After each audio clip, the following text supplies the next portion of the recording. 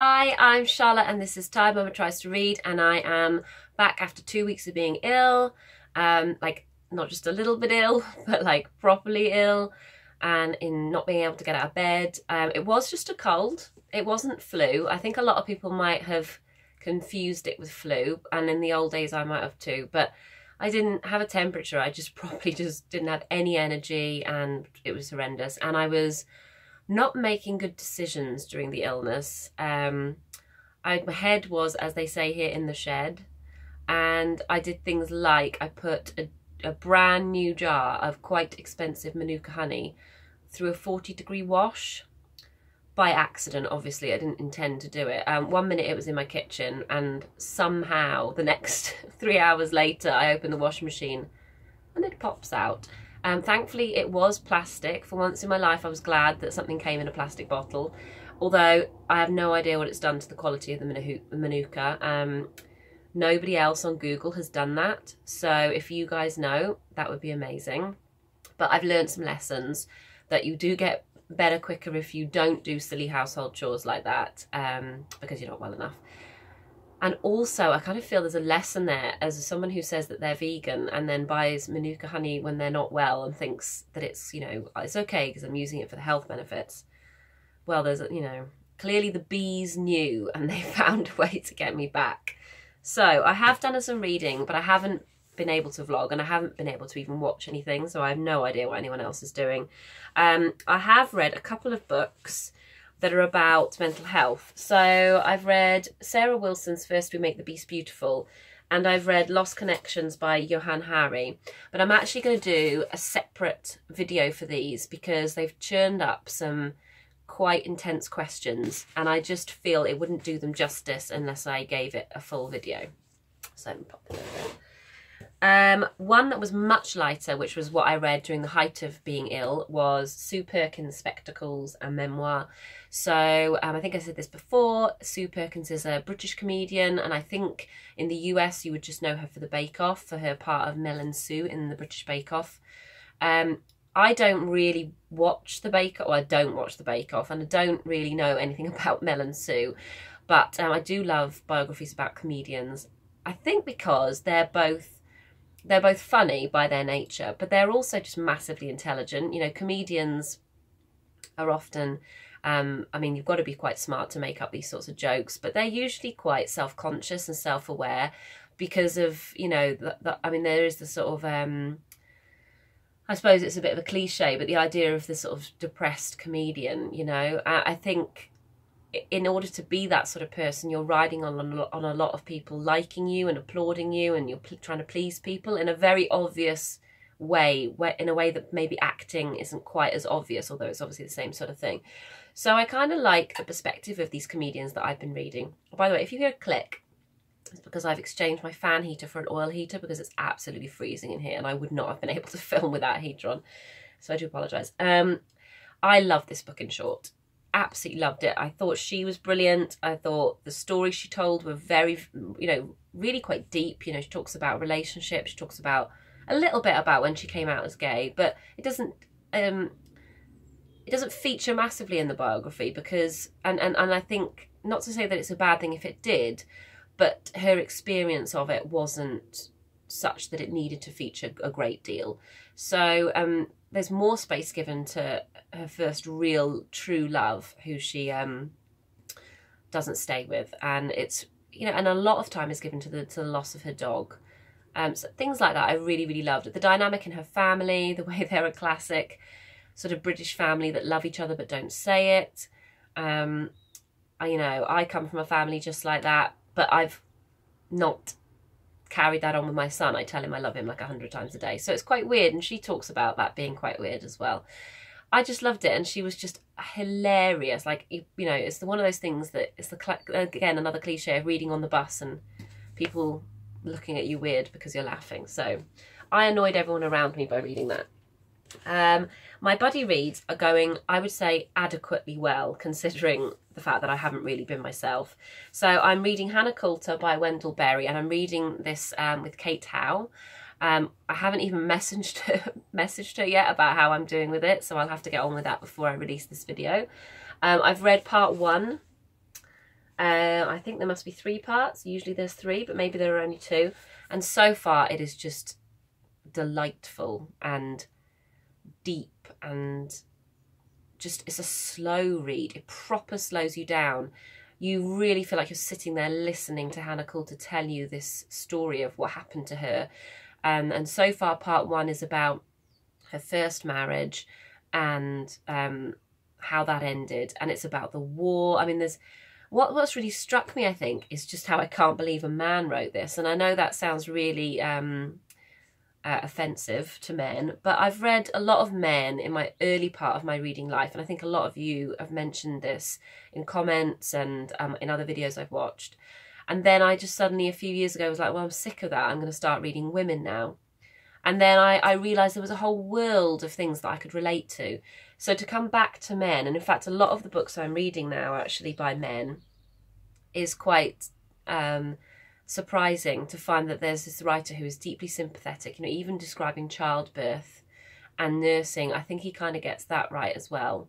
So I have thoroughly enjoyed part 1 of this, and I can't wait to carry on. Tom Hanks. I've been reading this with Joe Smith. Oh, it's not great. I'm halfway through. Joe is much further than me. I've been naughty in the last couple of weeks. Because I haven't been enjoying it and I've not been well, there's just been no desire to pick it up at all. There are, like, so far it's one story that I did really enjoy, which weirdly was the one that Joe really hated, and she just thought it was really silly, and I completely understand why she thought that. And I think we started off on different tacks, so at the beginning I was sort of instantly disappointed, but Joe was like pepping me up, and then as it's gone on I've kind of seen a little bit of better stuff in there, and she's kind of plummeted and was like, oh. So I don't know why everyone is giving it such rave reviews. I'm wondering whether it is in his name. I don't know. I mean, I haven't finished it yet, so I am going to finish it, but probably if I wasn't buddy reading this, I might even have DNF'd it by now. I'd love to know what you think if you've read it. Yeah.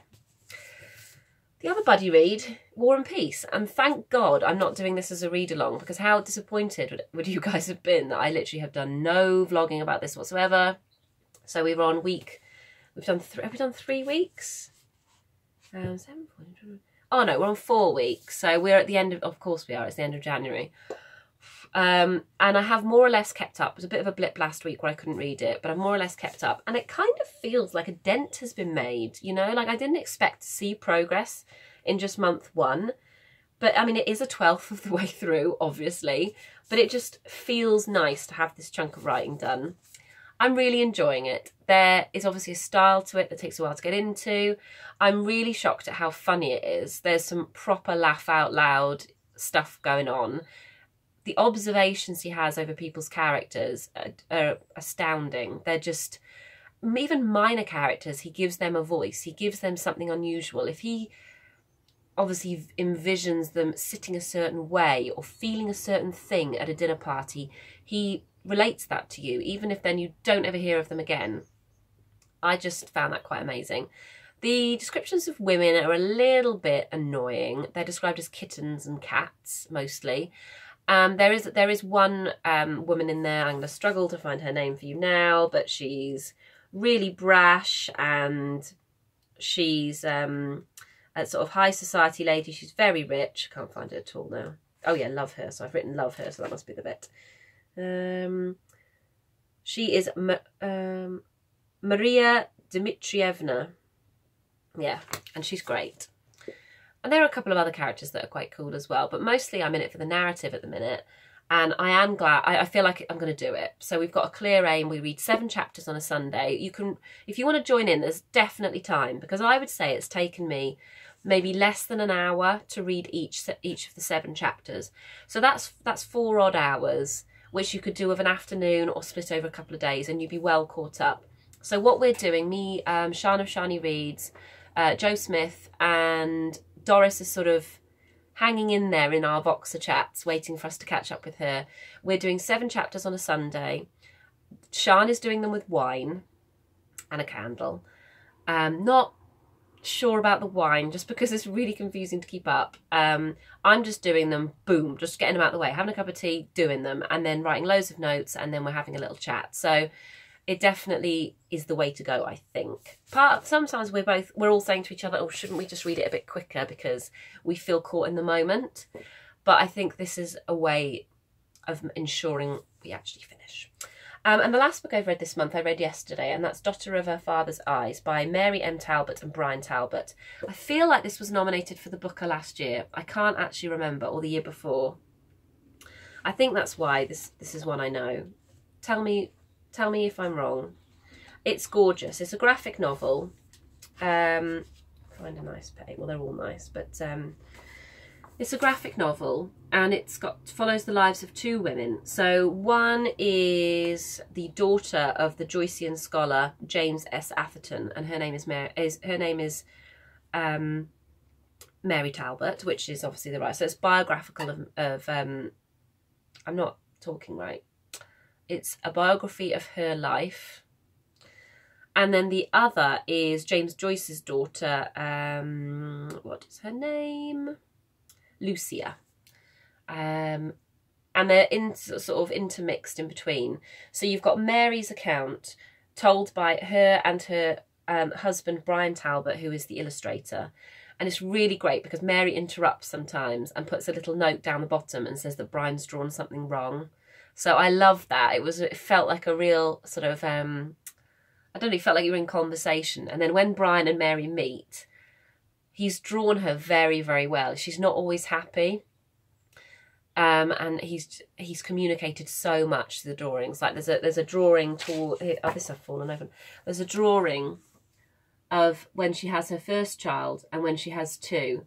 And he's smiling, but her face is confused and a bit lost, and I just found that wonderful insight on his part to draw her like that. Obviously, I'm sure Mary was contributing to that too.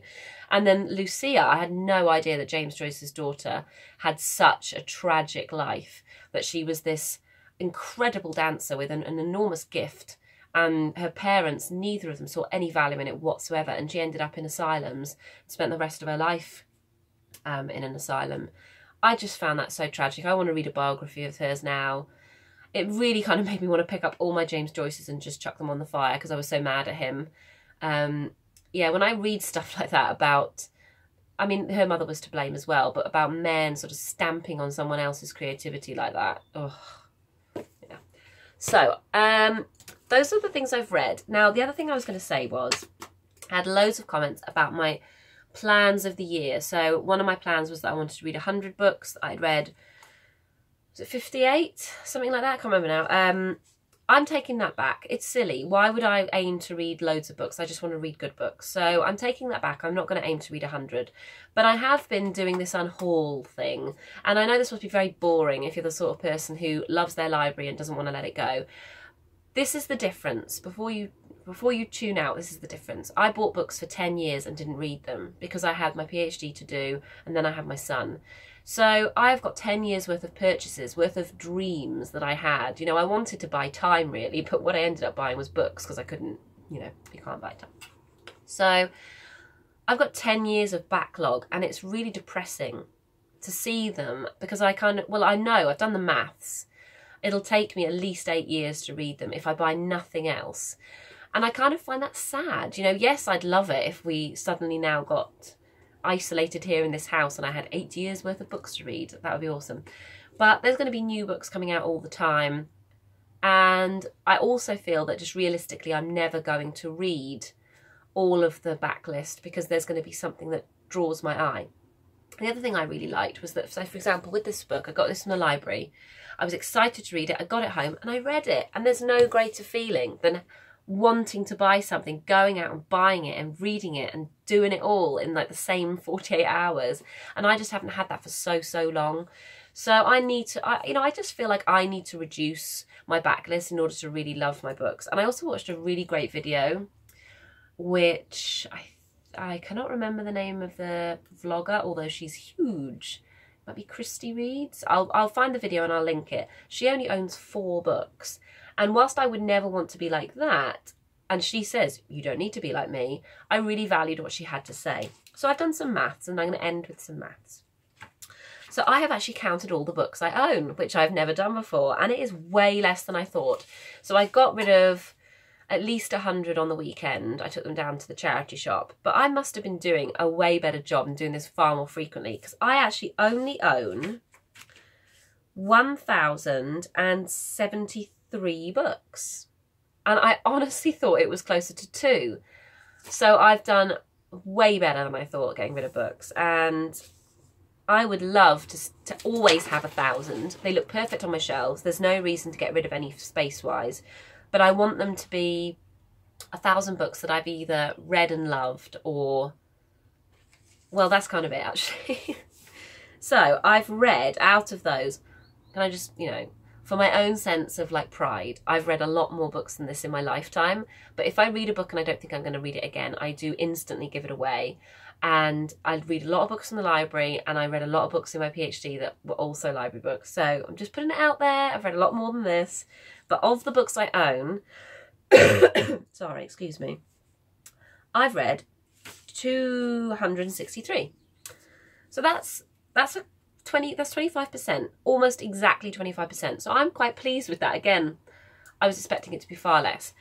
So my kind of new aim for the end of this year, none of this reading X amount of books malarkey, I want to reduce it so that 50% of my library has been read and 50% is unread. And I think that's fine. So that would be, ideally that would be 500 books read and 500 books unread. But I'm not going to read 250 books in a year. So what I'm going to do is I'm going to set myself a goal of 21 books per month need to be read or unhauled. That is my plan. So I've actually already done it for this month. They're down here. Let me just grab them. I've had to move my chair so that I had light, and it's ruined my whole setup. So I've completely cheated on this month, but it's allowed because they're counted in the books. I've got all these really quite cute pamphlets. That's a horrible one. Let me show you a nice one. From The Guardian. So there are things like memoir and biography. There are science ones. There's stuff about the First World War.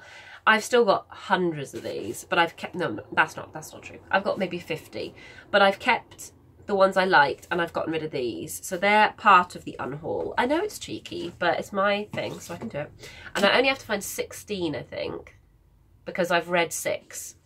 So then the next 2 are very boring, and you'd only have these for reference anyway.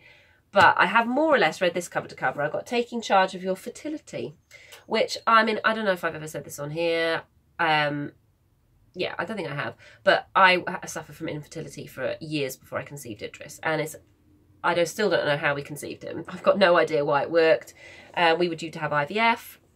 And then he just came into the world. So I don't need this book anymore. I'm not planning on having another child. I would like to gift it to somebody that I know, but I don't actually know anybody who's going through it at the moment. So I think just giving it to a charity shop would be okay.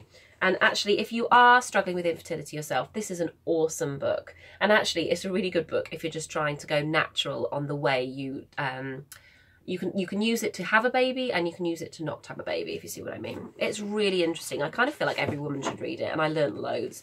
And then this one is one that I got 6 months ago. Teach Your Child to Read in 100 Easy Lessons. This was because I was starting to doubt that I would send Idris to school, because I was so worried about how he was going to cope. But he's been in school now for 2 weeks. He's in school right this minute. And he has been awesome. He had a, rough first week. He cried a lot, but he's only in for an hour and a half, and he's really, really loving it. So I'm not going to try to teach him to read, mostly because he's going to a Welsh school, so he'll be taught in Welsh first. And I wouldn't be, I don't know how easily this will apply, because a lot of this is about phonetics and obviously alphabet letters, which, the Welsh alphabet has different letters. So I'm just going to get rid of it. He can read in his own time. I don't need him to be completely like a genius, Plus, he's just more interested in playing with cars at the minute. So that's it. I'm done. Thank you so much for watching. I'm going to do my video now on the mental health books that I got. And I would encourage you to watch that. I'll do a little sort of intro, but I would encourage you to watch it, even if you yourself don't suffer from mental health issues, because it is quite an interesting... These books have churned up some interesting things. about people in general. Okay, I'm done. Thank you for watching, and I'll see you soon. Bye.